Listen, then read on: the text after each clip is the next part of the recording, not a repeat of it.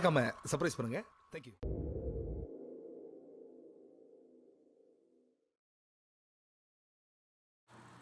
We will now move on to the very important classical variation for white, which is reached after white plays the move knight c3 or knight d2 to defend the center with his knight. Now this is a variation that is played on all levels of chess, from club player to master, grandmaster, and it's a very natural critical move, and this is the move that I play myself, just to defend the center with the knight. Now, in this variation, regardless of whether white puts his knight in d2 or c3, we will take knight e4, and after knight e4, I'm again giving you two choices. Now, the main master option here, and the option that I personally play myself and have played for many years, is bishop f5, and this is the variation preferred by many of the top players who play the Caro-Kann. Now, the resulting variation goes as follows, very briefly.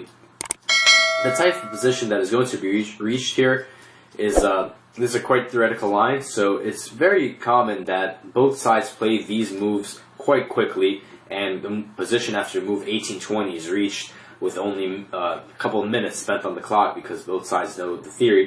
And of course, when we get to the details, I will make sure to outline what has happened and why we know now that these are the most critical and most challenging moves, and why these moves are played so often. But for now, suffice to say, is to get to this position. And some time back, black Caro-Kann players would almost always play queen c7 here, with the idea to get the king castled long, and this variation is what really gave Caro-Kann the sort of boring opening reputation. The kings would be castled on the same side, and, well, the most common plan for black would involve at some point playing the move c5. Afterwards, there would be exchanges on this d-file here of the heavy pieces. Lots of the times pieces would get exchanged, and the position would be drawn. Or, okay, perhaps once in a while someone would win.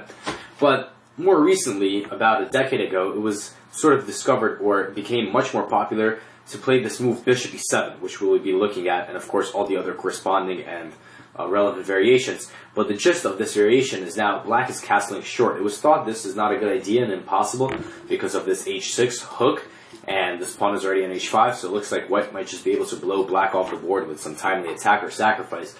But as it turned out, and as I will display, black has quite decent counter chances here, and well, the lines can actually become quite sharp because there's opposite side castling, and as of now, black seems to be in perfectly good shape in these variations, and these are definitely more interesting lines than the old variations of castling long.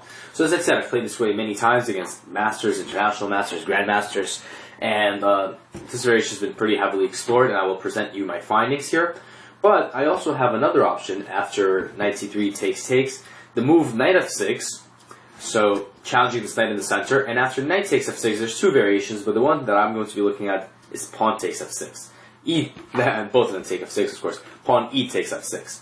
And this, I believe, is most commonly known as the Tartakower variation, named after the legendary, they didn't have grandmaster titles back then, I believe, but of course grandmaster of the early 20th century.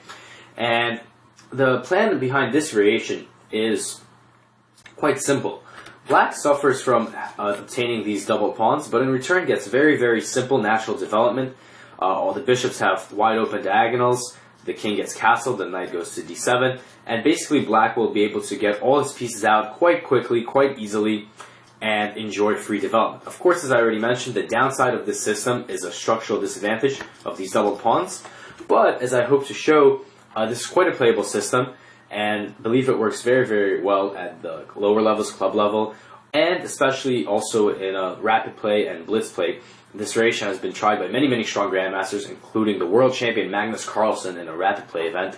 And this, I should also mention, this is a variation that many of my students have played with success, as it allows them to simply get their pieces out quickly.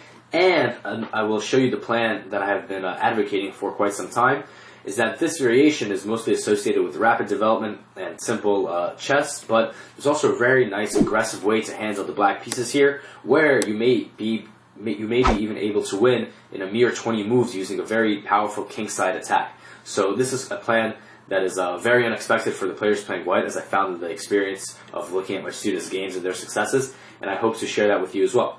So with that being said, we're now going to start analyzing both of these lines in the upcoming chapters.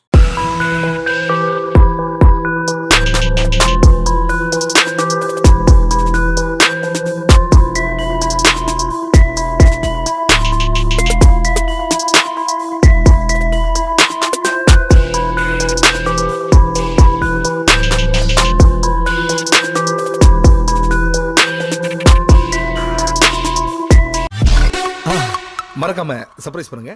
Thank you.